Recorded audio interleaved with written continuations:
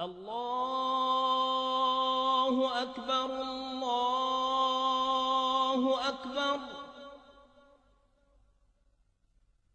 الله أكبر الله أكبر.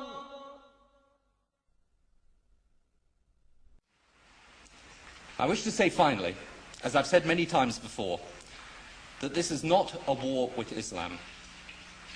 It angers me, as it angers the vast majority of Muslims, to hear bin Laden and his associates described as Islamic terrorists. They are terrorists, pure and simple. Islam is a peaceful and tolerant religion, and the acts of these people are wholly contrary to the teachings of the Quran.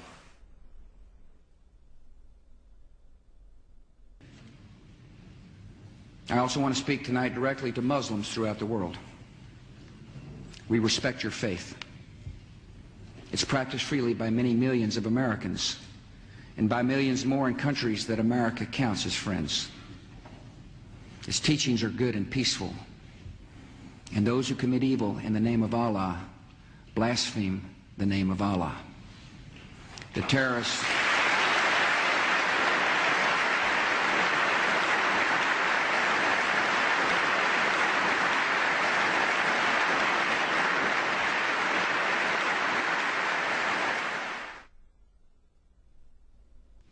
I want you to understand, I want the world to understand that our actions today were not aimed against Islam.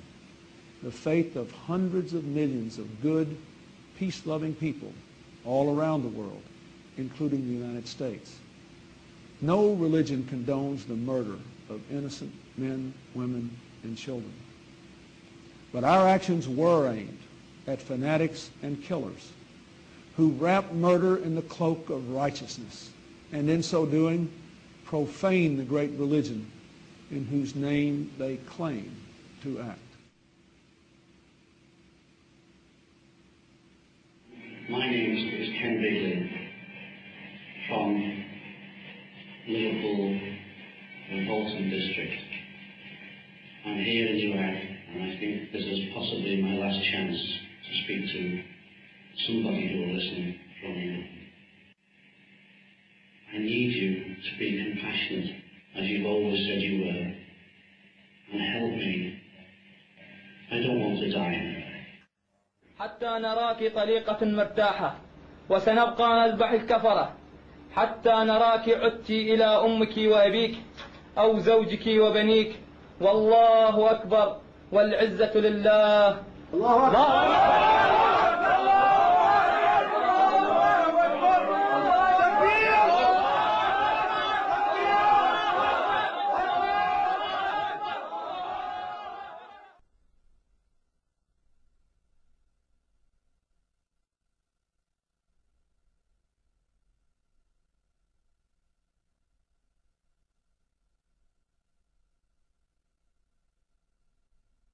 The tendency of Western political leaders to deny the connection between Orthodox Islamic mainstream and terrorist violence is replicated in the universities and the media. Wherever you look, both in Western Europe and in North America, the members of the elite class have this tendency to proclaim Islam, some mysterious, authentic Islam, to be peaceful and to be tolerant, and those Muslims prone to violence are proclaimed to be non-representative fringe. Well, I would really appreciate if people who make such claims could then explain the continuity of violence from the earliest day of Islam, from the earliest days of the Prophet and his immediate successors throughout the 13 centuries of recorded history. The real burning question in the world today is, does Islam and Islamic civilization actually sanction the violence that we're seeing being perpetrated in its name around the world? And to that we have to answer, if we're going to be honest about it, an unqualified yes. The Islamic sources, the Islamic texts, starting with the Quran, but not limited to the Quran, the Islamic texts including the Hadith, Islamic tradition, Islamic theology, Islamic law, the traditions of the interpretation of the Quran throughout history and Islamic history itself all bear witness to the fact that Islam has a developed doctrine, theology, and law that mandates violence against unbelievers. The origins are, of course, in the Muslim desire to impose all over the world the only religion, the only just religion, which is Islam, and the suppression of all other religions in order to establish the rule of Allah over the whole earth. This is a religious duty which binds the whole community and which the Muslim community is obliged to impose, because they are obliged to obey the order of Allah, and this is the desire of Allah as expressed in the Quranic revelation. I believe that those terrorists that want to do harm to others are applying the true Islam that was practiced by Muhammad and his followers in the early stage of Islam.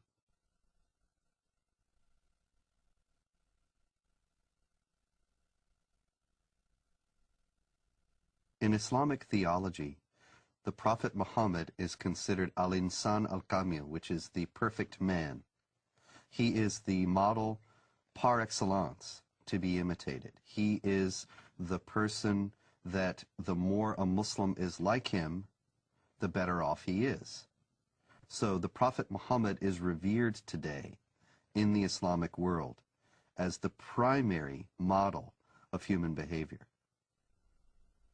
Well, when Muhammad, the Prophet of Islam, wiped out all the Jews from Saudi Arabia, there was 3 tribes, Banu Nadir, Banu Qurayza, Banu Qaynuqa. We were proudly studying this in school as Muhammad, the Prophet of Islam, ordered the beheading of the Jews of Banu Qurayza and the women being taken as concubines. As soon as a child had pubic hair, he was beheaded. So the Jewish population was either extradited or beheaded. The story of Rabbi Qanina is a well-known documented story in Islam. Rabbi Qanina was tortured by the order of the Prophet of Islam himself. His eyes were put out. He was burned in order to confess where the Jewish tribes were hiding their goods, their gold and their silver and all those kind of things. And this is right from the Hadith. This inspired us as Palestinians, inspired us on fighting jihad against the Jews in Palestine. Authoritative Islamic History, The Life of Muhammad, Sirat Rasulullah, by Muhammad bin Ishaq, edited by Abdul Malik bin Hisham, translated by Professor Alfred Guillaume. Then the Qurayza tribe surrendered, and the apostle confined them in Medina. Then the apostle went out to the market of Medina and dug trenches in it. Then he sent for them and struck off their heads in those trenches as they were brought out to him in batches. There were 600 or 700 in all, though some put the figure as high as 800 or 900. Another example, that may be even more chilling, of the deleterious influence that Muhammad's example has upon the Islamic world was exemplified recently by an Egyptian leader of a radical Muslim party who wrote just recently that he couldn't believe that the beheadings in Iraq were being protested by Muslims. Weren't they aware that the Prophet Muhammad himself beheaded between 600 and 900 men personally, members of the Jewish Qurayza tribe in Arabia, after he had defeated them? Didn't they realize that if the Prophet did it, then this was the proper way to behave? And so the Mujahideen in Iraq, who were beheading people, are simply obeying the example of the Prophet. Now we can see then that since the Prophet Muhammad himself participated in many battles and raids, and did indeed perpetrate these beheadings, he ordered the assassination of several of his political opponents, and he behaved in general like a typical 7th century warlord. The problem is that when this is transferred to 21st century behavior, 21st century contexts of behavior, then what you get are terrorists. The Quran occupies a place that has no parallel in Western civilization. The Quran is considered by Muslims and by traditional Islamic theology to be dictated word for word by God himself, by Allah himself, through the angel Gabriel to the Prophet Muhammad. As a result, every word of it is the words of God himself. Every word of the Quran, unless it is canceled by another section of the Quran itself, is valid for all time and cannot be questioned, cannot be reformed, cannot be changed within an Islamic context. This means that moderate Muslims, peaceful Muslims, if they are sincere, have to reject entirely Quranic literalism. But to do so puts them outside the sphere of anything that has been considered Orthodox Islam throughout history, because to do so is to reject the very basic premise of Islam, that this is a book that is dictated by God and is a perfect copy of a perfect book, the al-Kitab, the mother of the book that has existed forever with Allah in heaven. The Noble Quran, translated with parenthetical notes by Dr. Muhammad Taqi-ud-Din al-Hilali and Dr. Muhammad Muhsin Khan. Surah 98, verse 6. Verily, those who disbelieve in the religion of Islam, the Quran and Prophet Muhammad, from among the people of the Scripture, Jews and Christians, and al-Mushrikun, other disbelievers, will abide in the fire of hell. They are the worst of creatures. So the Quran is simply a set of direct commandments or else narratives, descriptions, sometimes very distorted descriptions of Judaism and Christianity.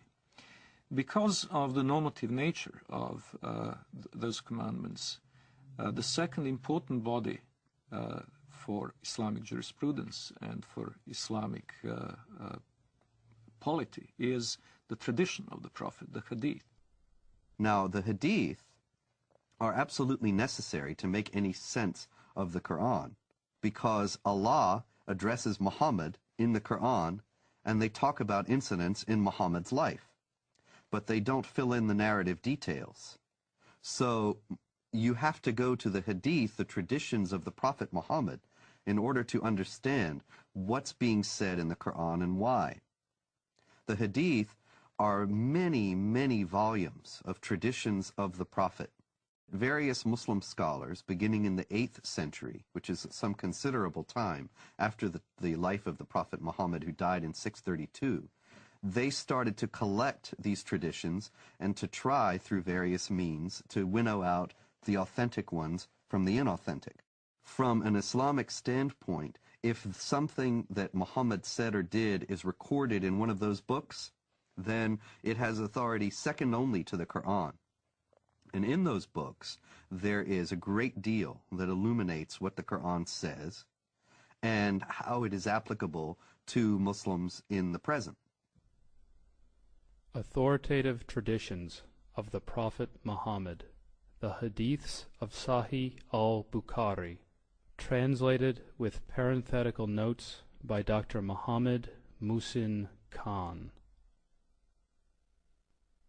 Volume 4, Book 52, Hadith number 53. The Prophet said, "Nobody who dies and finds good from Allah in the hereafter would wish to come back to this world even if he were given the whole world and whatever is in it." except the martyr who, on seeing the superiority of martyrdom, would like to come back to the world and get killed again in Allah's cause. The Prophet said, "A single endeavor of fighting in Allah's cause, in the afternoon or in the forenoon, is better than all the world and whatever is in it." Since there is no sense of natural morality in Islam, you have to go into either the Quran or the Hadith to find out what is allowed and what is not allowed. And in those books we have very clear instructions from the Prophet Muhammad that it is the responsibility of Muslims to meet the unbelievers on the battlefield, to invite them either to accept Islam or to accept second-class dhimmi status in the Islamic State. And if they refuse both of those, then to wage war against them. Fight against those who believe not in Allah, nor in the last day, nor forbid that which has been forbidden by Allah and His Messenger. And fight against those who acknowledge not the religion of truth, Islam, among the people of the Scripture, Jews and Christians, until they pay the jizya, the poll tax, with willing submission, and feel themselves subdued. The Quran is broken down into two sections. One is called Makkiyah, which means what was inspired to Muhammad, the Prophet of Islam, in Mecca. And one is called Madaniyah, what was inspired to the Prophet of Islam in Medina or Yathrib. In Mecca, you find much of the peaceful verses. Muhammad used to live with the Jewish community and the Christian community in peace and harmony. So there was many verses in the Quran that even the Muslims used to worship in the direction of prayer towards Jerusalem. They saw many elements of a unity between the Jewish and the Christian and the Muslim faith. There are indeed some verses in the Quran that could be called peaceful and tolerant. Notably the injunction against compulsion in religion. Those verses almost invariably date back to the beginnings of Muhammad's prophetic career in his native city of Mecca, where he was powerless, where he was only beginning to attract followers. Only few relatives and friends accepted the religion at that time, and he had many foes. So the revelations of that time were very peaceful.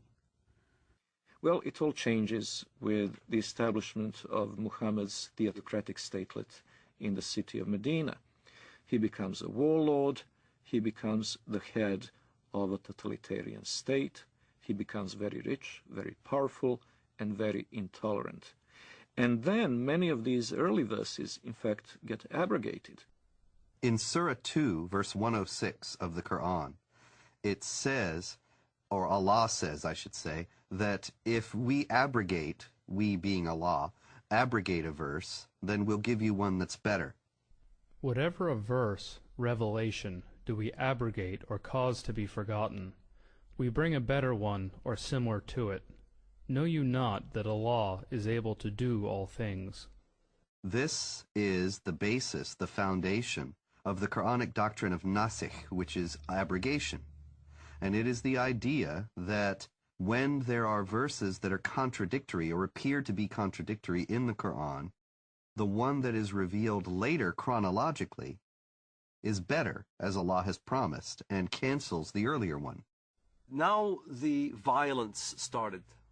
Now you had to weigh between peaceful verses and non-peaceful verses. So the edict was that these were made null and void. It is indeed a very curious concept for a non-Muslim to accept the notion that God may change his mind about a topic and may issue one injunction in AD 614 and then a very different one in AD 627.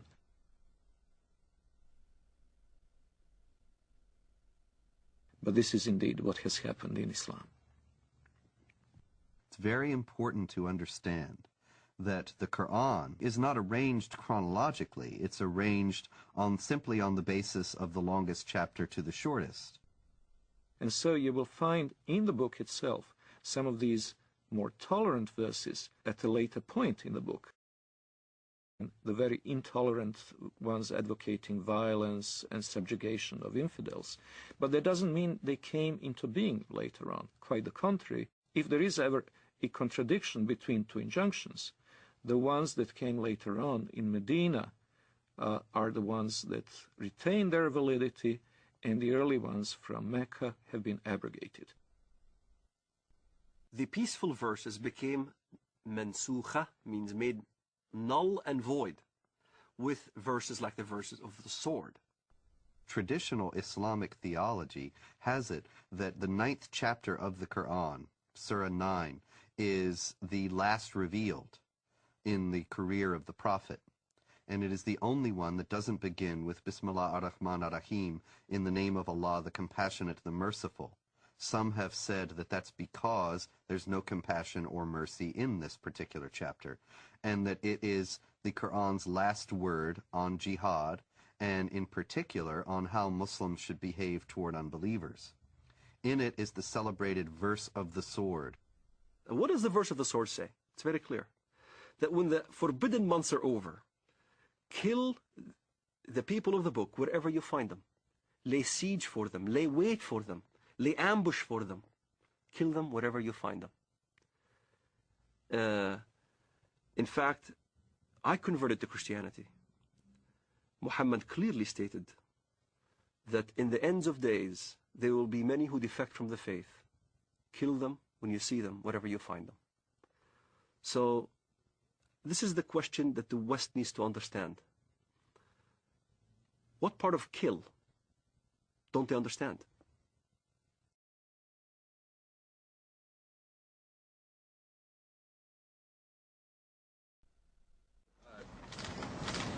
You said that the President reiterated the message of tolerance and the importance that this is not a campaign against Islam or Arab nations generally. Has it been communicated to the administration from those nations, from that part of the world that you've been talking to recently, that is a highly critical thing for the President to do, not just once, but over and over and over again? If so, why? We are a country that judges people not by their religious beliefs or by their color, but by the fact that we're all Americans. So that was the first part of the message. The second part of the message is that we have a lot of friends around the world who are Muslim. We have countries that are long friends of the United States who are of the Islamic faith, and the President wanted to be very clear that this is not a war of, quote, civilizations, that this is not a war against Islam. This is a war against people who in many ways pervert what Islam stands for. Islam stands for peace and stands for nonviolence, and he wanted to make that very, very clear. Yeah, sure.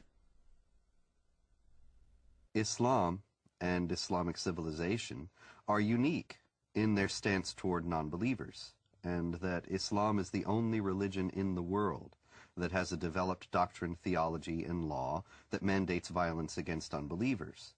That there are peaceful Muslims, there are Muslims around the world who are moderate, who live in harmony with their non-Muslim neighbors and have no intention of ever waging war against them in any way. But the fact is that they have a very slim justification for their own peacefulness within the Islamic sources themselves. And they are only at peace with their neighbors insofar as they are either ignorant of what Islam teaches about how Muslims should behave toward unbelievers, or they have explicitly rejected, consciously rejected, those elements of Islam. There are, in short, peaceful and moderate Muslims, but no peaceful and moderate Islam. The idea that Islam is a religion of peace, however, is paradoxically enough held even by the most violent and radical of Muslims. Sayyid Qutb, the Egyptian Muslim theorist, whose writings are revered by radical Muslims today, by terrorists today, he wrote and insisted that Islam is a religion of peace. When you study his writings, it becomes clear that he meant that Islam is dedicated to establishing the hegemony of Islamic law over the world. When that hegemony is established, peace will reign in the world. Therefore, Islam is a religion of peace. But the problem is the peaceful Muslims don't understand the edicts that comes out of the jurisprudence of Islam. If you look at the interpretation of these verses in Al-Azhar University, in the Islamic Sharia schools in Jerusalem, in Jordan, in Syria, and Damascus, all throughout the Middle East, the jurisprudence of Islam clearly state, emphatically, that the verse of the sword made null and void all the peaceful verses. And what does the verse of the sword say? Then when the sacred months have passed, then kill the mushrikun, unbelievers, wherever you find them, and capture them and besiege them, and prepare for them each and every ambush. But if they repent and perform as-salat, the Islamic prayers, and give zakat, alms, then leave their way free. Verily, Allah is oft-forgiving, most merciful. Kill them when you see them, wherever you find them. This is not an allegoric kill. It's a literal kill. It's the killing of Zarqawi right in front of the camera. It's the lynching that you see in Ramallah. It's the killing of over 1 million Sudanese in Sudan, cutting the hands and the feet from opposite sides. And here's the dilemma. The peaceful verse, even the peaceful verse that is quoted, even by Bush, the verse goes as follows: whoever kills a life without just cause or for doing mischief in the land, then as he killed the entire earth. You'll find the same verse in the Judeo-biblical tradition. But most Westerners never skip after that verse, which makes very clear, but as those who do mischief in the land, then cut their hands and their feet from opposite sides and crucify them, literally.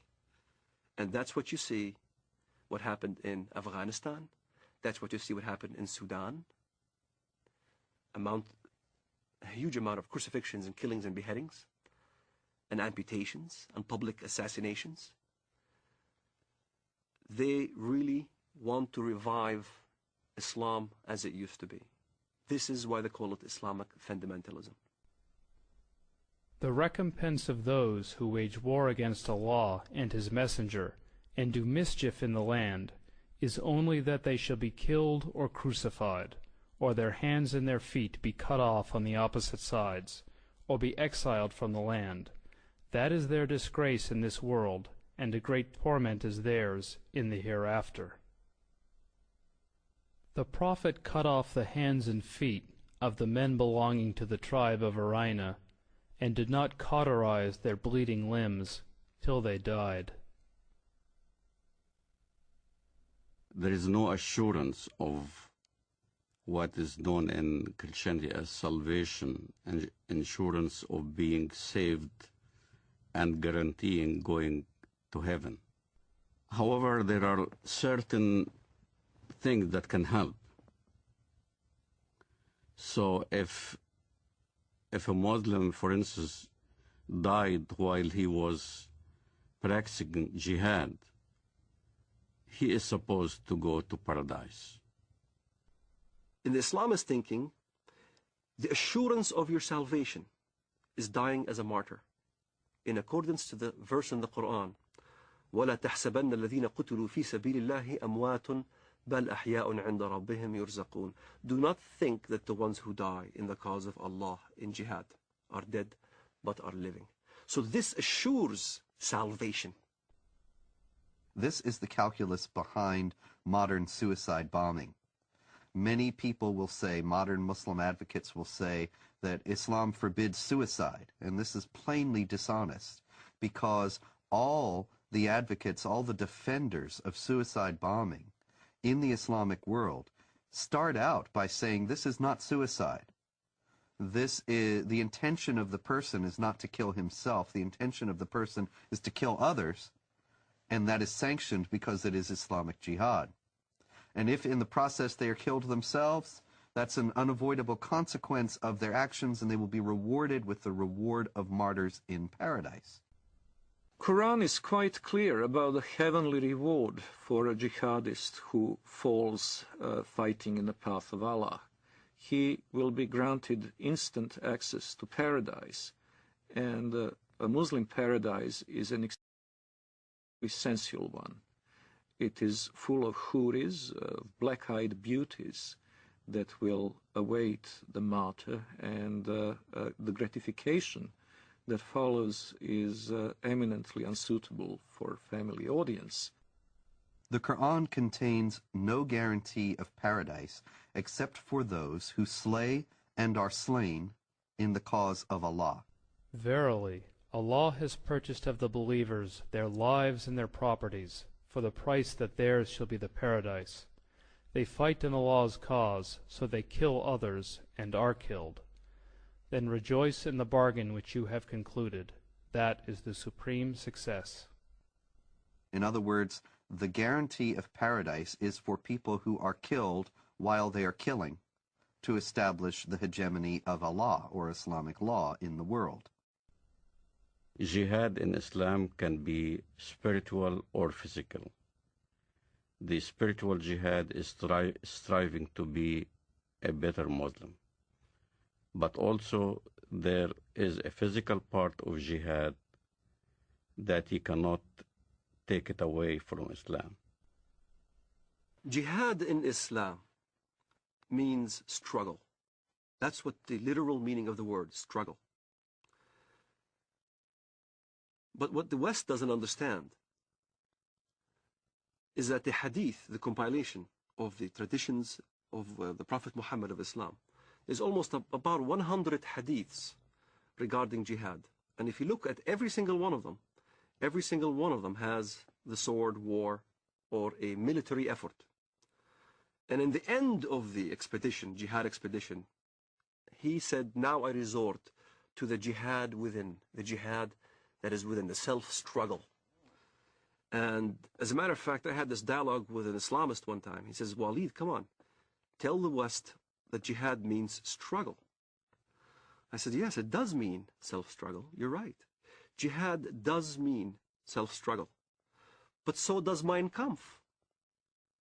Mein Kampf means my struggle. In the same fashion, the Islamists look at jihad. It is a very dangerous element of the Islamic teaching, because this instant gratification through martyrdom is an attractive concept. And by the way, when the so-called martyr operation is carried out by Hamas, what is announced from the minarets of mosques is not the death of so-and-so who carried out the attack, but the wedding of so-and-so to the Huris. In other words, they immediately make the implication that far from having to cry over his disappearance, over the end of his physical life, his parents should be happy and celebrate and throw a party because their son is now being not only transported into heaven, but greeted there with these voluptuous beauties. Shaheed, the word shaheed, means witness. To witness, to testify. To testify there is no God but Allah and Muhammad is his messenger. And you die as a shaheed for that cause. You're a witness. You're considered a witness, a martyr. And a martyr becomes glorified. Your family will glorify you after you die. To a Muslim fundamentalist living in the Middle East, I had to be initiated. I had to basically either kill my first Jew or destroy my first Zionist infrastructure. I had to prove, beyond shadow of a doubt, that I was worthy. And there are ample amount of students, teenagers, men, who are willing to die as suicide martyrs, willing to put explosives. The martyr application is filled. There are many applicants. There's not enough bombs to fulfill the applicants. And to get on one of those missions, indeed you must have been chosen. You must have been really good. You must have been violent enough. You must have been going out on every demonstration in the streets of Jerusalem or Bethlehem or our village. You must have shown yourself worthy of a greater operation. So when I explained what I've done and people have seen me in the community and I was worthy, I ended up in prison, I was of course recruited. And I remember Mr. Mahmoud al-Mughrabi. He was proud to have planted 15 bombs, killed many Israelis. And he was being bailed out by a Jewish Israeli lawyer. He was back right in the street. So you find your bomb maker and you apply. You say, look, I want to join. I want to do my first martyr operation, planning a bomb or whatever. And you need connection. So I found my connection. I rendezvoused with this guy in Jerusalem, in Shara' Bab al-Wad. And he built this explosive charge with a timer and a loaf of bread. And I had to smuggle it from the Temple Mount under the auspices of Al-Waqf department. Al-Waqf police is the Islamic police appointed by the government to watch over the holy sites. Them knowingly that I had explosive charges smuggled me so I can escape from the checkpoints. And there, I carried my explosive charge from Jerusalem to Bank Leumi Israel in Bethlehem. I was supposed to put the explosive charge at 6 p.m. exactly. I was supposed to have this explosive charge in my hands at 6 p.m. exactly. 5 to 6, I saw some Arab children running around, and I didn't want to kill any Arabs. So I decided to place the explosive charge on the roof. I tossed it on the roof. At 6 p.m. it went off, and there was this big explosion. I looked behind me, I see this thick black smoke coming out of the building, and I started running. That's the moment I first got a glimpse of the reality of killing. I thought people have died. And I remember I didn't sleep for 3 days, constantly worried that I've killed somebody. Even terrorists have a reality check that you kill or you're about to die. You can sense it. This is why in Israel, the way and the nature of finding out a terrorist suicide bomber is to look at their eyes. They'll have these glossy eyes. They're sweating profusely. They're not paying attention because in their mind they're about to go. And you weigh the reality of what now you're going to die. And many times I've been in this situation where I had thought that I was going to get killed, shooting back and forth as we stoned at the Israelis and they shoot back at us and things like that. I was face to face with death. When you think in your mind you're going to die, you struggle between the requirements of your Islamic upbringing and between the reality that you value your life. And at some point, one has to outweigh the other. And for a Muslim fundamentalist, we always chose death. We always chose the suicide. My cousin died on his way to Ben Yehuda Street, and he got killed. He died. I had people, relatives die, and fighting the Israelis. And as I look at it now, I think, what a waste. What a waste of life.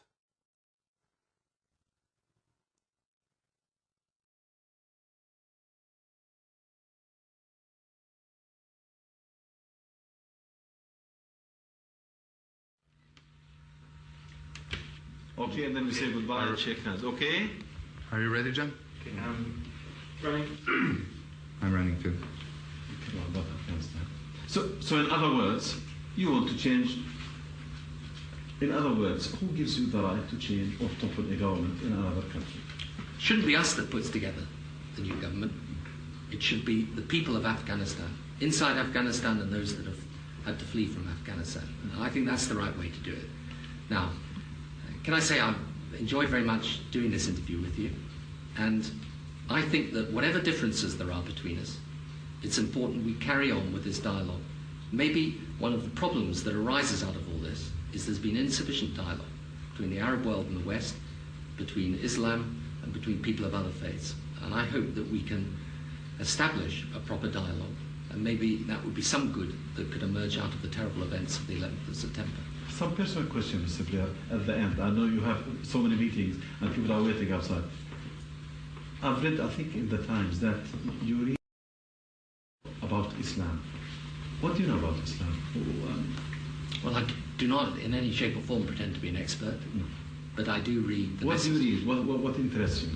I read the message of the Quran insofar as it can be translated, and I read about Islam, and I enjoy doing that. And I think there's, I've learned things about the Quran that I never knew before, and I think a lot of Christians would be interested. That's one of the reasons I say to you, it would be good if out of this we had some more dialogue and some more faith. And the reason I have to leave you now is because I'm going to meet some religious leaders, both Muslim and Christian and Jewish, upstairs, in order to discuss with them how we can bring the faiths closer together. So, shukran lal jazeera. Shukran, Mr. Blair. What did you say in Arabic? Shukran lal jazeera. Shukran jazeera. Thank you very much. Islam understands its earthly mission to be to extend the law of Allah over the world by force.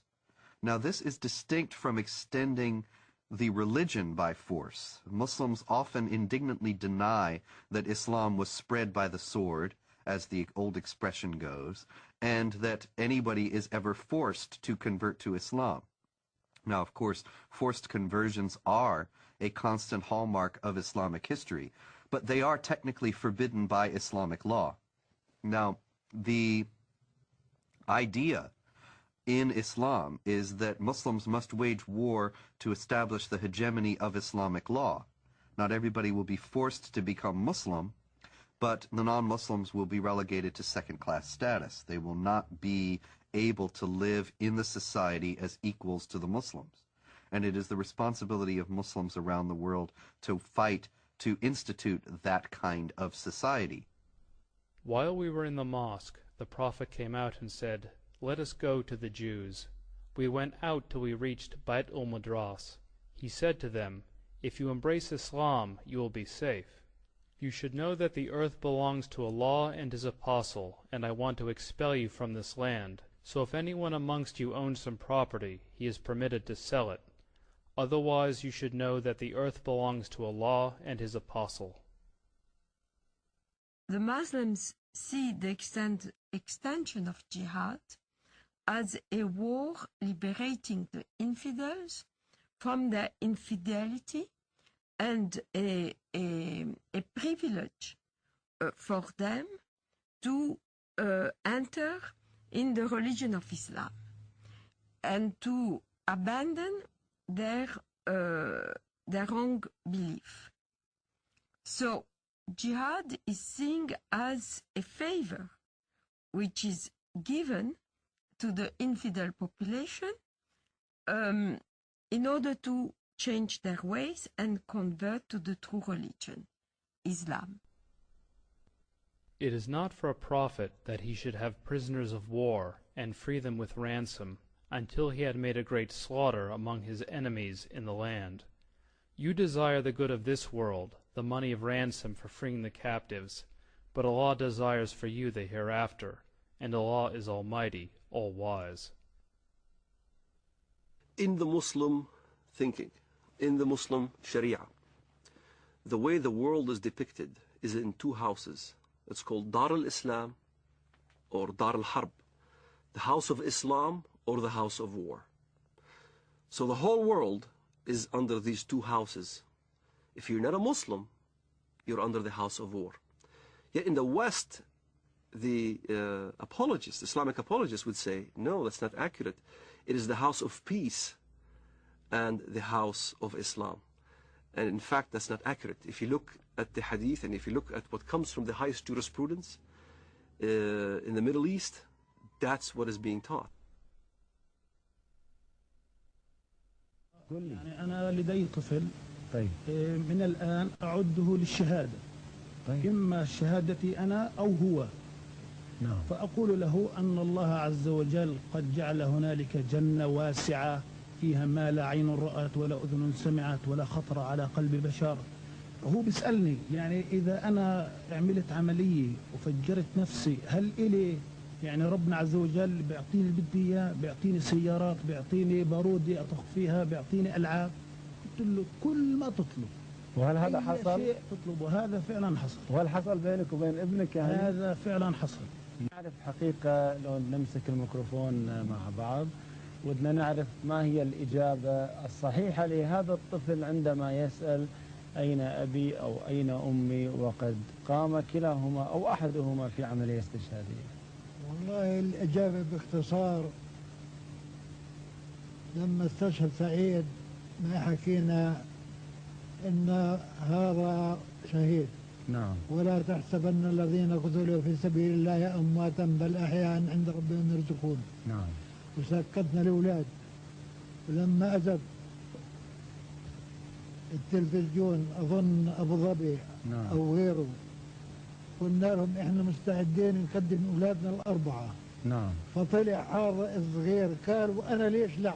وأنا أتمنى أن أكون شهيدا في سبيل الله وأن أقتل عددا من اليهود والكفار الذين أشركوا بالله ورسوله واتبعوا دينا غير لم يشرعه الله ولم يذكر في القرآن الكريم.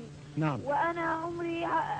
وأنا عمري 12 سنة. ما شاء الله. وأحفظ القرآن الكريم.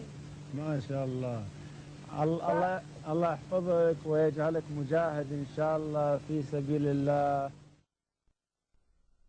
Now, the infidel population are seeing this war as a genocidal war, since as it is described in the Muslim historians of jihad, as well as extremely numerous Christian sources, this war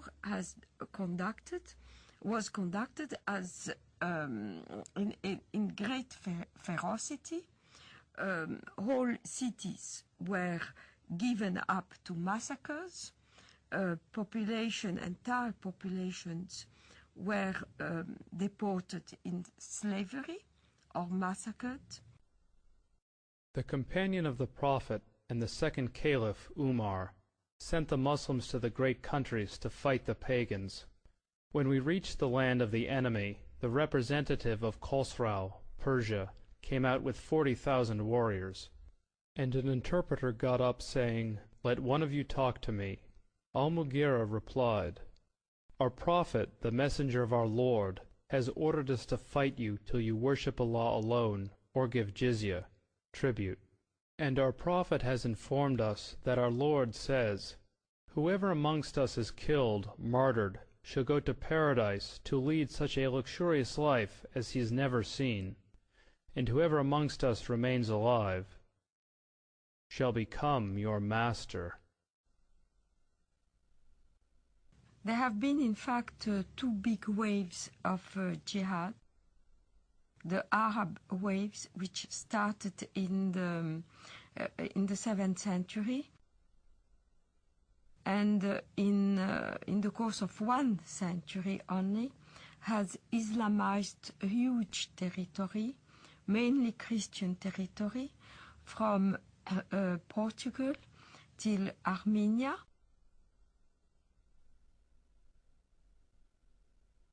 But also Islamized Persia, which was not Christian, mainly Zoroastrian, except for Iraq, which was mainly Christian in the north and Jewish and Christian in the south. The second wave of Islamization started in the 11th century with the Turkish tribes. So all these regions of Eastern Europe, Greece, Anatolia, which is now Turkey, but was the seat of the Christian Byzantine Empire, and Serbia, Bulgaria, Romania were integrated into the Dar el-Islam, which is the land of Islam. So all the countries around the Mediterranean, which once have been Christian, became the Islamic Empire. This Turkish wave lasted from the 11th century till the 17th century, where the Turkish army were stopped at the gate of Vienna in 1683.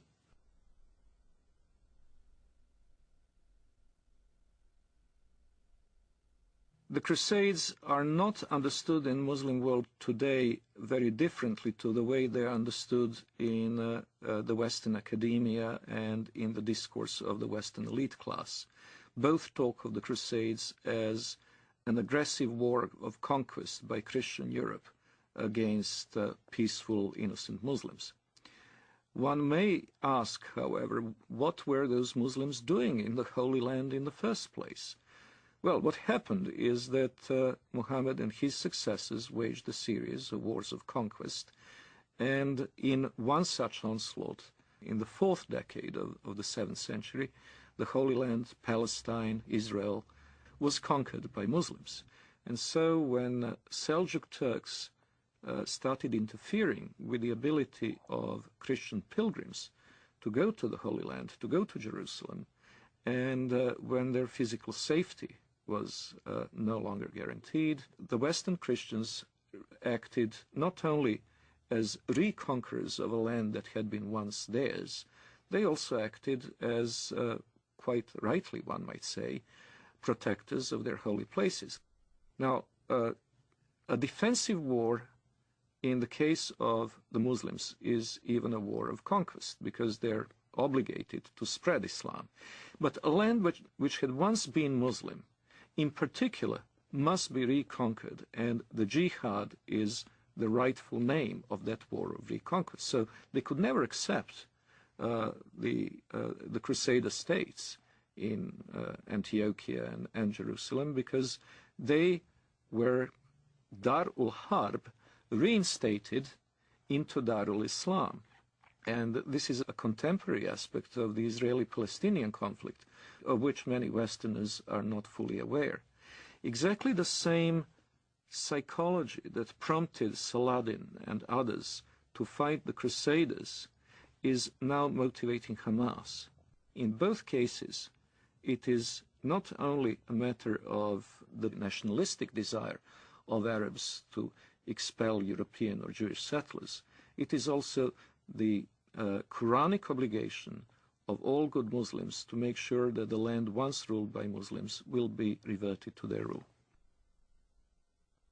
From the British historian Hilaire Belloc's The Great Heresies, 1938. It has always seemed to me possible, and even probable, that there would be a resurrection of Islam, and that our sons or our grandsons would see the renewal of that tremendous struggle between the Christian culture and what has been for more than 1,000 years its greatest opponent. The suggestion that Islam may re-arise sounds fantastic, but this is only because men are always powerfully affected by the immediate past. One might say that they are blinded by it. But not so very long ago, less than 100 years before the Declaration of Independence, Vienna was almost taken, and only saved by the Christian army under the command of the King of Poland, on a date that ought to be among the most famous in history. September 11th, 1683.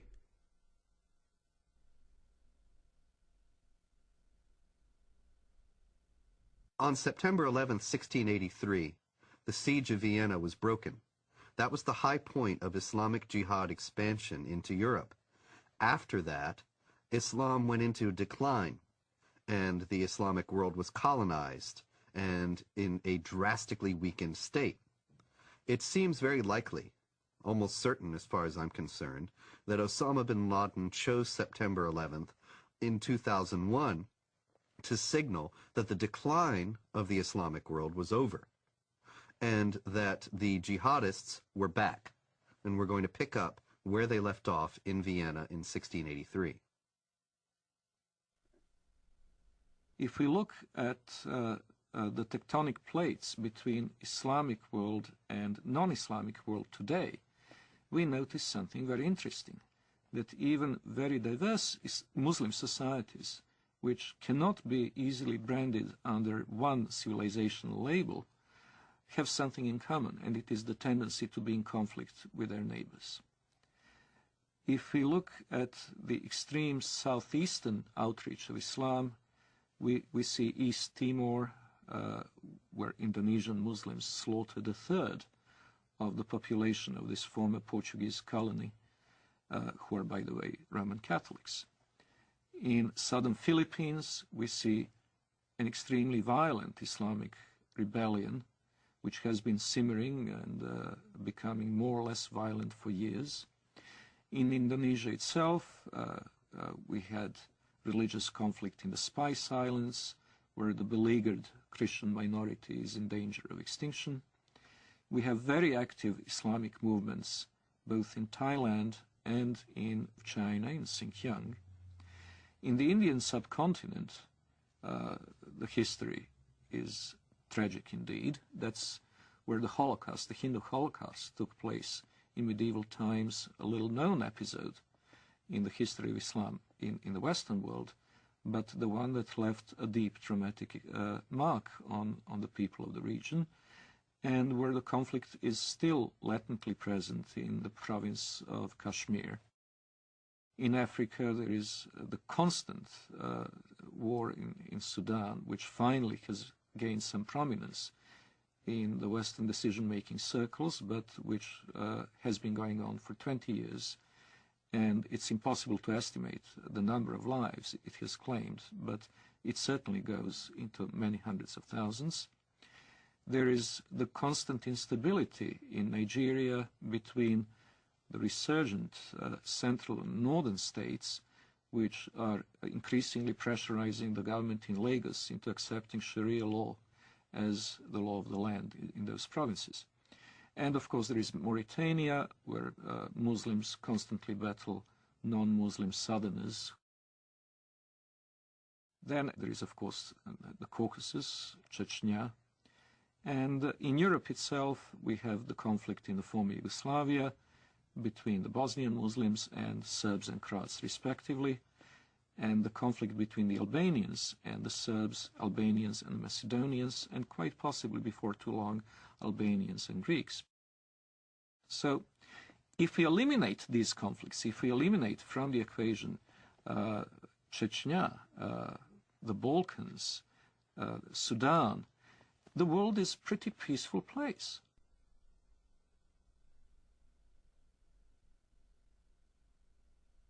If we eliminate from the terrorist equation, terrorist acts carried out by the Muslims over the past 5 years, we would come to realize that the war on terror is unnecessary because terror is not a very big problem.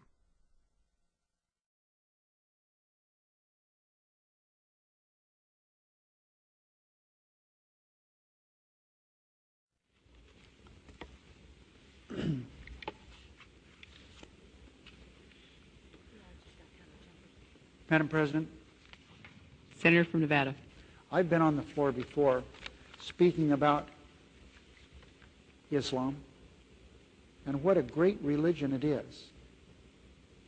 I've said before, and I repeat, that my wife's primary physicians are 2 members of the Islamic faith, her internist and the person that has performed surgery on her. I know them well, been in their homes, socialized with them, talked about very serious things with them. We've helped each other with family problems. I've been to the new mosque with them in Las Vegas. They're wonderful people with great families. And I've come to realize that Islam is a good religion. It's a good way of life. People have a good health code, as their religion dictates, and they have great spiritual values, as their religion dictates. And it's too bad that there are some people, misdirected people around the world, trying to take away from this very fine religion. I believe that they cannot give this religion a bad name.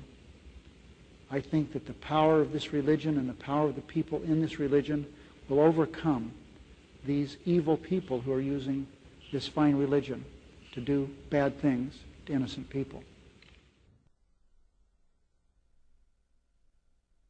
Islam is a religion and a political system that dictates that one must carry out warfare against unbelievers until they either convert or submit. And this is the justification that the terrorists around the world are using for what they're doing. And that justification is based on core elements of Islamic tradition. That being the case, it's very difficult for moderate Muslims, peaceful Muslims, to stand up within the Islamic community and to say this is not part of Islam. They only do so out of conscious deception, intending to mislead Westerners in accord with the Islamic doctrine of taqiyya or religious deception, or they do so on the basis of simply being unaware of what Islam actually teaches. The Prophet said, "War is deceit." Lying, generally speaking, is not allowed in Islam. But unlike other religions, there are certain situations where a Muslim can lie, and that would be acceptable, even encouraged. This concept called al-taqiyya. Al-taqiyya means prevention. So a Muslim is allowed to lie to prevent harm that may come to him or to Islam. When one is under pressure, one may lie in order to protect the religion. This is taught in the Quran, chapter 3, verse 28, chapter 16, verse 106. There are certain provisions for lying. So a Muslim can lie for the cause of Islam, can lie to keep peace in his family, so he can lie to his wife. A Muslim can lie to his fellow Muslim to keep peace in the society. Muhammad himself ordered people to lie. When people that he ordered to go and kill somebody, they told him, we cannot kill him unless we lie to that person. He said, okay, fine, lie. The Apostle said, "Who will rid me of Ibn al-Ashraf?" Muhammad bin Maslama, brother of the Bani Abdul Ashal, said, "I will deal with him for you, O Apostle of God. I will kill him." The Apostle said, "Do so if you can." He said, "O Apostle of God, we shall have to tell lies." The Apostle answered, "Say what you like, for you are free in the matter."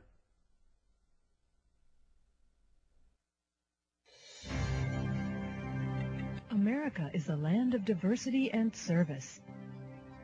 I'm an African American. My forefathers overcame the trials of slavery. I am Native American. I am a journalist, wife, and mother. I'm of European heritage. One of my ancestors was a member of the Continental Congress. I'm Hispanic American. I've been a Girl Scout since I was 6 years old, and now I'm a troop leader. I served in our nation's armed forces, as have many of my relatives. My father served 2 tours of duty in Vietnam. Another fought for freedom at Gettysburg. 2 of my uncles fought for our country in the Korean War. And I am an American Muslim. And I am an American Muslim. And I am an American Muslim. I am an American Muslim. Muslims are part of the fabric of this great country and are working to build a better America.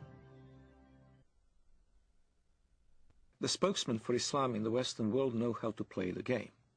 They know how to present their cause in the way that is not only regarded as acceptable by the societal mainstream, but also reasonable and even, one might say, just. They will appeal to democratic institutions and their human rights in the full knowledge that given the power to do so, they would abolish those institutions and deny those rights to others. The Prophet said, "By Allah and Allah willing, if I take an oath and later find something else that is better than that, then I do what is better and expiate my oath." When I used to be working as a translator at the Loop College in Chicago, the fundraising for jihad movements, for the PLO at that time, we would do the translation for the announcements or the flyers that we hand out or we put on the walls of the college. And I remember the Arabic would be basically the facts. Bring your friends. We were intending to raise funds to support our jihad brothers in Lebanon, whether they're fighting in southern Lebanon against Israel or whatever. And then comes the English part. In the English part, it'd be the standard. We would be conducting a Middle Eastern cultural party. You're welcome. We will be serving lamb and baklava. So the West doesn't understand, as when we get together as a group, our conversations are different. As soon as a Westerner would come into the scene, then the whole conversation changes. It becomes palatable to a Western mind. When I used to go to work, let's say, during the Gulf War, I used to go to work at an American company.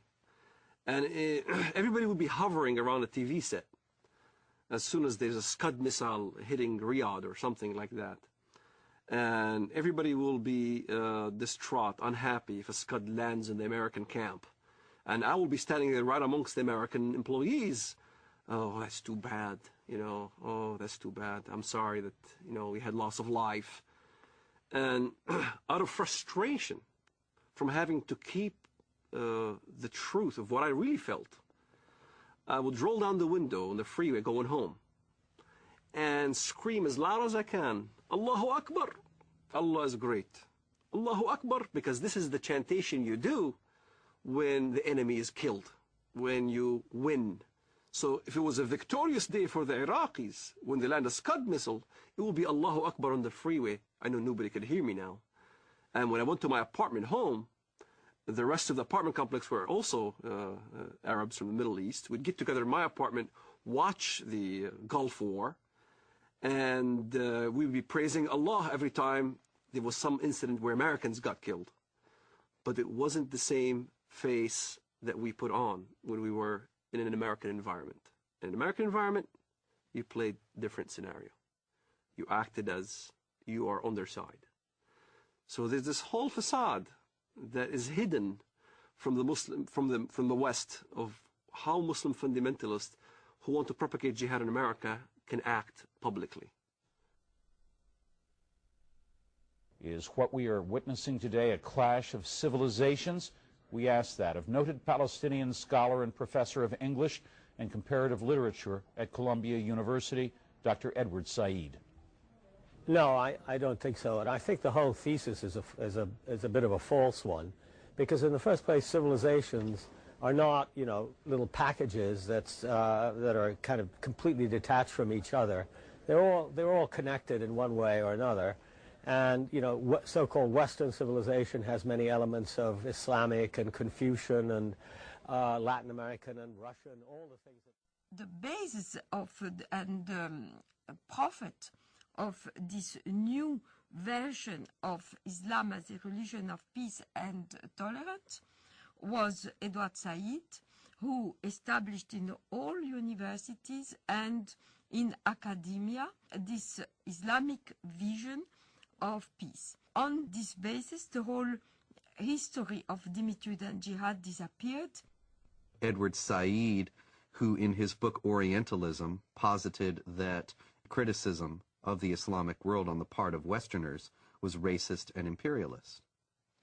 It is spread in order to make political points, to accustom Westerners to the idea that Muslims are here to stay in the United States and that they must not be questioned in terms of their loyalty to the secular framework of Western society, of the United States and of Europe as well.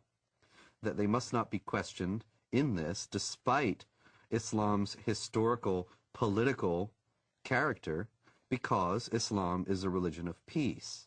And this fiction has become so entrenched in American public discourse as to be practically beyond question, such that anybody who does question it is immediately branded as a racist, a hate monger, a bigot. And this is a very effective tool in a country where racism is the cardinal sin above all, to silence any effective debate about the continuing attachment of Muslim immigrants to Sharia law and their intentions toward the secular systems in which they now reside.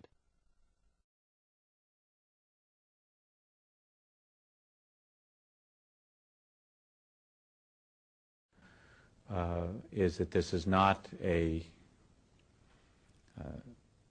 clash against Islam or Arabs. This is about freedom, not culture. It's about working with Islamic governments who want to move forward into the modern world, working with Islamic governments who see their face as the face of peace, and working against the violence and the terror and the people who would seek to hold back the world and would seek to disrupt peace and freedom for others. And so that is what it's about for us. The true faith of Islam, we believe, is a religion of peace, and we intend to work with them in that regard.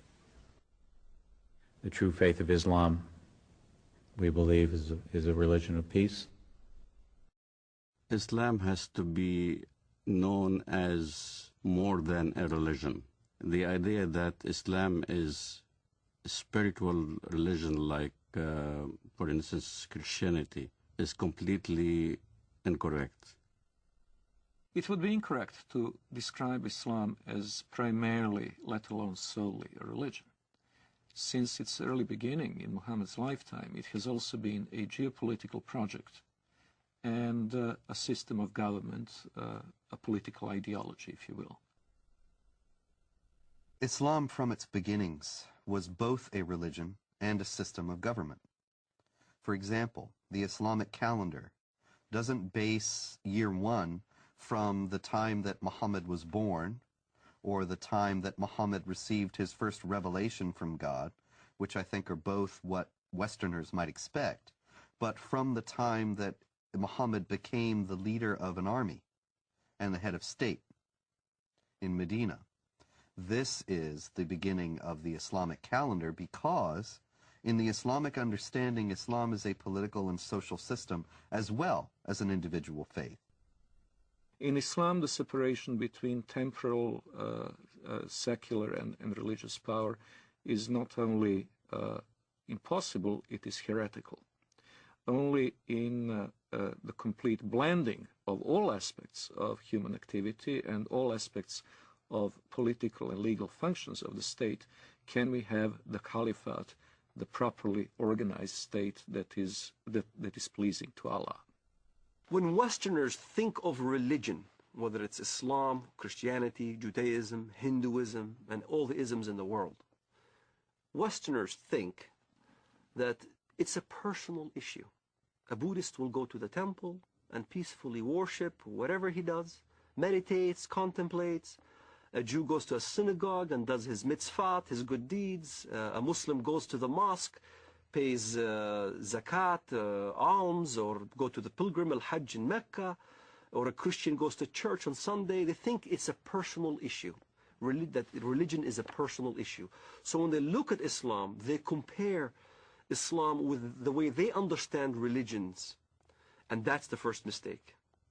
Islam is not a religion for personal use. Islam is Sharia law. Islam is a form of government to the world first, then to a personal application. It is not just how you pray or whether you pray towards Mecca. It's how you dress. You dress in Arab culture.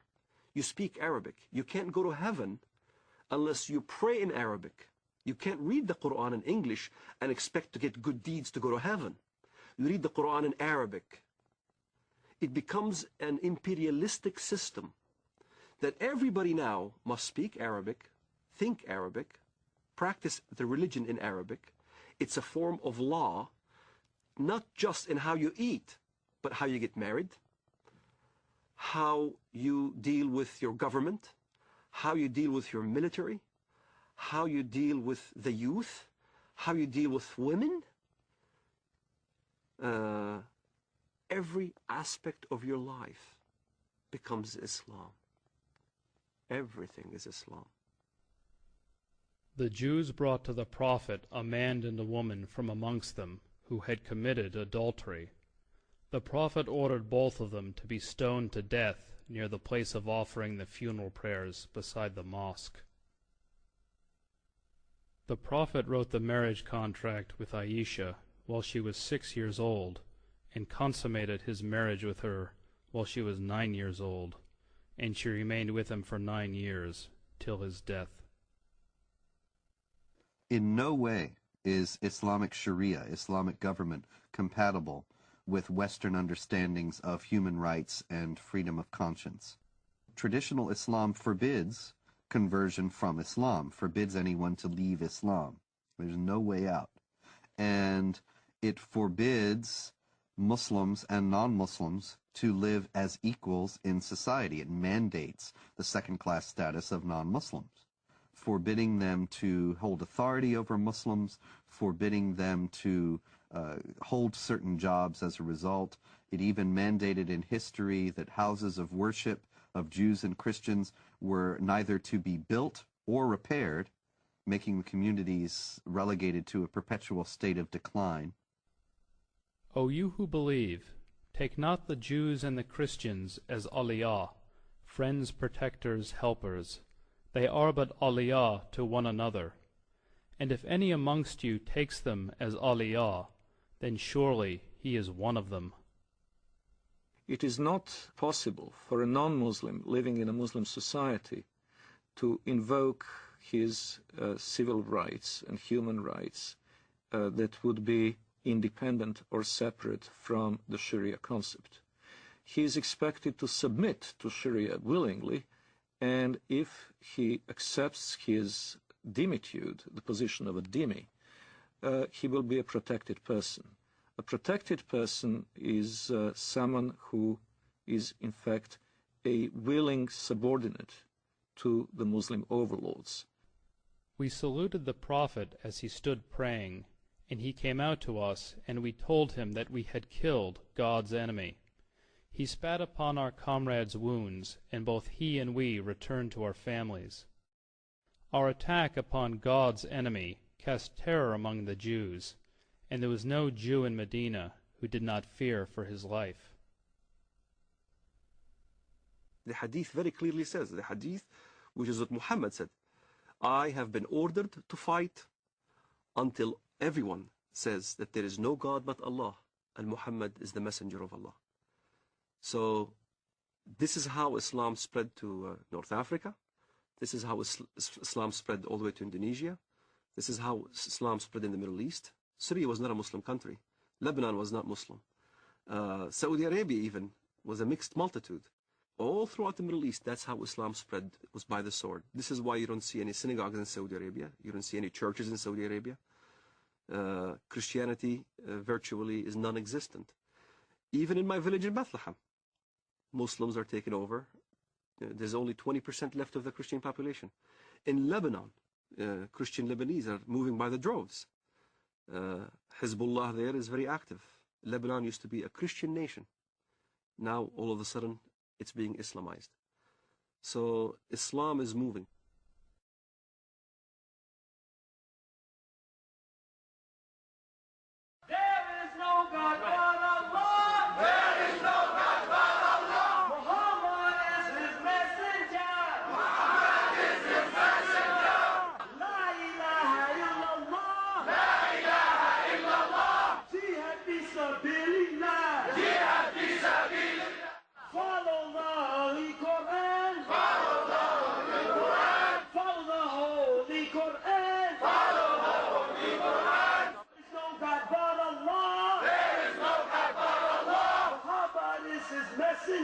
Muhammad is his messenger. Muslims everywhere! Unite Muslims everywhere! Unite Muslims everywhere! Islam is the latest! All right, here we go. Allahu Akbar!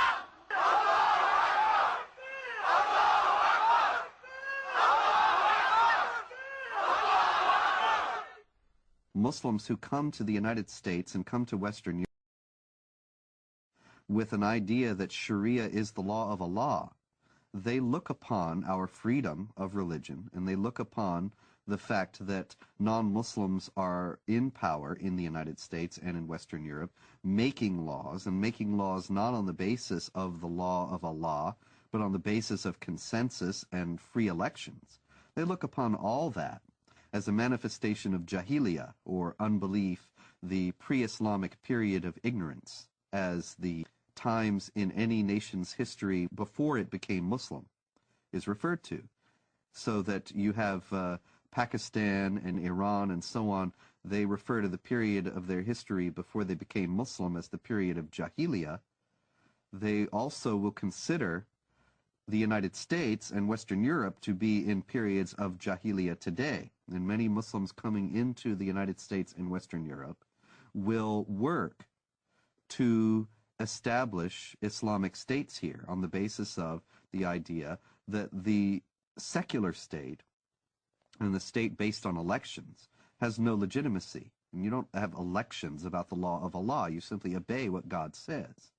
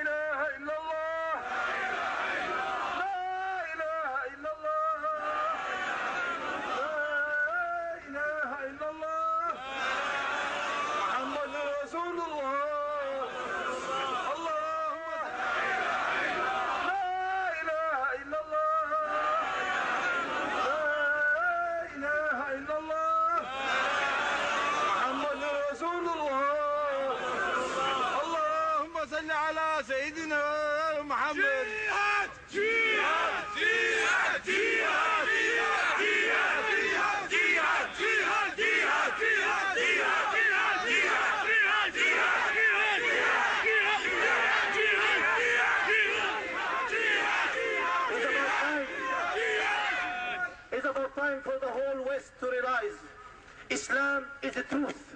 As a matter of time, Islam going to be implemented, and the giant of Islam and the giant of the Islamic State is going to rise up again, and it's going to be a fact. And it's going to be a true fact in reality. Look, the Muslims in Egypt, they go for Islamic State. Look in Bilad al-Haramain, jihad for the sake to establish the Quran. Look in Iraq. Look in Afghanistan, in Uzbekistan, in Pakistan, even in Europe, people calling La ilaha illallah, Muhammad Rasulullah. It's a matter of time. It's a matter of time the Sharia will be implemented and the Muslim Ummah will be united.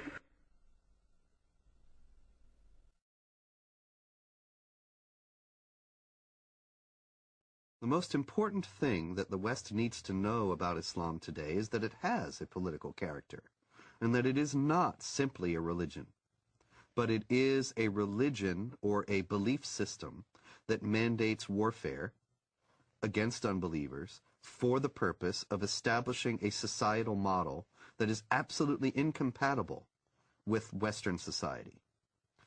Americans need to know this. Western Europeans need to know this, because Muslims are coming into Western countries while holding these beliefs and intending to act upon them.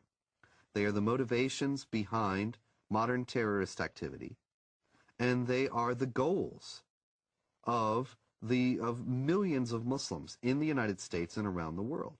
We need to know this so that we can protect ourselves. But unfortunately, because of political correctness and because of media and general government unwillingness to face the sources of Islamic terrorism, these things remain largely unknown. Islamic fundamentalism is a sleeper cell in America. A good point, a good case in point, is the story of Saladin. Saladin is a great hero in Islam. Saladin was the one who defeated the Crusades. There was a treaty that's supposed to be happening between the Crusades and Saladin. And the story goes as follows.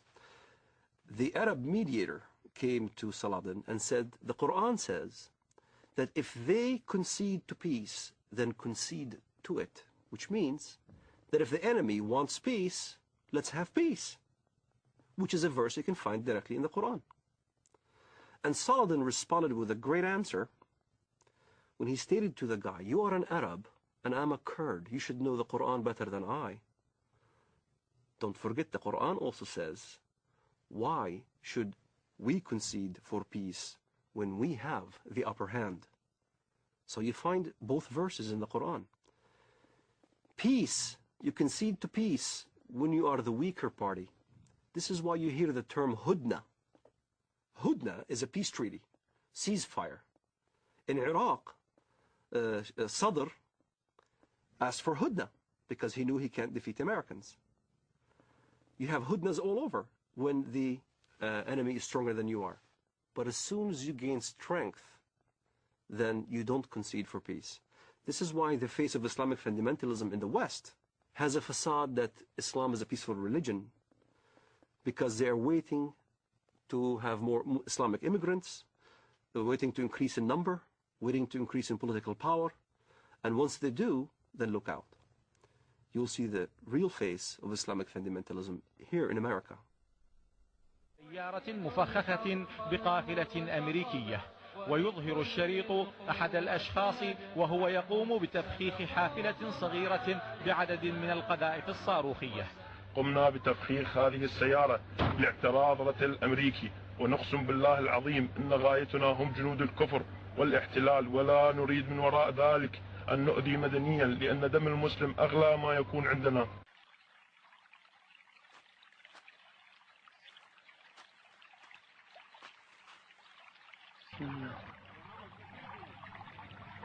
الله أكبر الله أكبر الله أكبر الله أكبر الله أكبر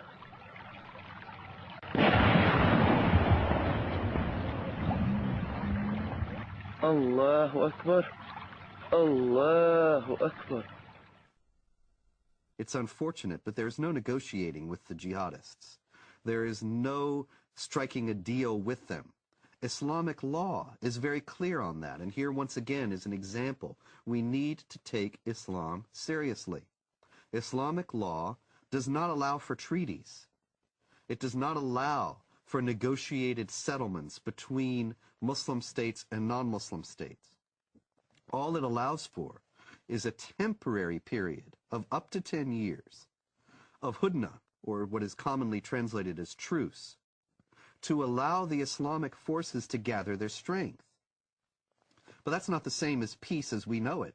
That's not the same as the absence of a state of war. That's only a temporary lull in a war that the jihadists consider has gone on for 14 centuries and are willing to fight for 14 more. So when you meet, in fight, jihad in Allah's cause, those who disbelieve, smite at their necks, till when you have killed and wounded many of them, then bind a bond firmly on them, take them as captives. Thus you are ordered by Allah to continue in carrying out jihad against the disbelievers till they embrace Islam, are saved from the punishment in the hellfire, or at least come under your protection. But if it had been Allah's will, He Himself could certainly have punished them without you. But He lets you fight in order to test you, some with others. But those who are killed in the way of Allah, He will never let their deeds be lost. In Islamic thinking, the world is divided into the house of Islam, where Islamic polity has been established, where Allah rules supreme, and the house of war, which is the rest of the world. This dichotomy is reminiscent of other totalitarian ideologies, and most explicitly communism. Both communism and Islam seek a the end of history in this world. The end of history will come when either the whole of our planet becomes Dar-ul-Islam, or else when the proletarian revolution brings the avant-garde of the working class to power all over the world, which will be the end of state, the end of money, and the end of class oppression. In both cases, it is possible to have a period of truce. It is possible to have what would be called in modern parlance peaceful coexistence. But that peaceful coexistence is a tactical ploy and not a permanent solution. Allah's apostle said, I have been ordered to fight with the people till they say, none has the right to be worshipped but Allah. If we consider that if only we changed our policies toward Israel, and if only we changed our policies toward Iraq, or changed our policies toward something else, if only we hadn't taken out the Mossadegh regime in Iran in 1953, and other things people have said to me, these ideas are ridiculous. They're based on a fundamental misunderstanding of the motives and goals of the jihadists. This is not a conflict that was created with the creation of the State of Israel, or a conflict that was created when American armies went into Iraq. The global jihad has gone on without interruption, without significant interruption, since the 7th century. And it only declined in force and activity at periods when the Islamic world was too weak to prosecute it. The question now that we have to ask ourselves is, do we want to preserve our Judeo-Christian values and our own civilization, or do we choose to go toward a dimitude, an enlarged dimitude in Europe, which will engulf the whole of Europe? Maybe not America, but America will be isolated because it will have to deal in geopolitics with the Islamized demi-Europe. And these are problems that have to be taken into consideration by Europeans themselves in choosing their identity and their future, freedom or dimitude, and by Americans also. In order to defend itself against the onslaught of global jihad, which is coming in the century ahead, I have no doubt of that, the West would need to redefine itself and to say what exactly is the geographic and cultural space to be defended, and in the name of what. Defending it in the name of a tepid, lukewarm ideology of multiculturalism is impossible. Multiculturalism and postmodern liberalism are not worthy dying for.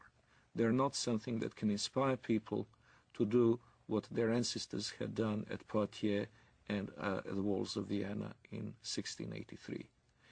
What global jihad has on its side is simple-minded commitment of millions of people to not only spread the faith, but also better themselves at the expense of the infidel, in the first instance through immigration, and later on, if necessary, by other means.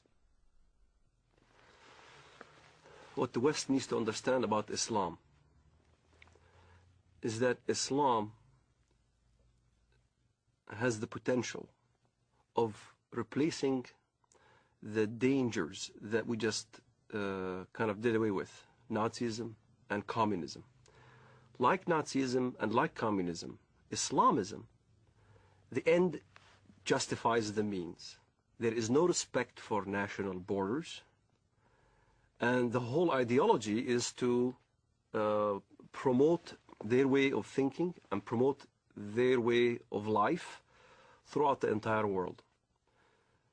That's what's being taught in the Middle East. That's what's coming out from all the jurisprudence in Al-Azhar in Saudi Arabia and all throughout the Muslim world, is that Islam will conquer and will continue to conquer until it triumphs, until everybody in the world says there's no God but Allah and Muhammad is his prophet. أنصحكم لله يا أمريكا ويا بريطانيا ويا أنتم من قال الله في حقكم قد غضب الله عليكم اليهود يا أبناء القردة والخنازير يا من لا تكون فتنة في الأرض إلا وأنتم عود ثقابها كلما أوقدوا نارا للفتنة أطفأها الله أطفأ الله نوركم وأطفأ الله نيرانكم ولكننا نحن الرجال الذين انتجبنا الله وأرادنا الله فجعلنا أولي البأس الشديد لقطاف رؤوسكم الأينعت وظهرت وطغت وتجبرت فإنا قاطفوها بإذن الله. The peculiarity of Islam has to be faced, and it has to be faced frankly and openly. Unlike others, and I am again saying this in the full knowledge that it will offend some Western ears, unlike the Hindus, unlike the Confucians, unlike the animists of sub-Saharan Africa, the Muslims have inherent tendency to expand and to convert the rest of the world not only to their religion, but to their outlook and to their legal and moral system. They will not state this openly while they're in a minority in the countries to which they immigrate, but we have seen this time and over again throughout history. Once they reach the numbers necessary to impose their will, they will do so. وسيعلم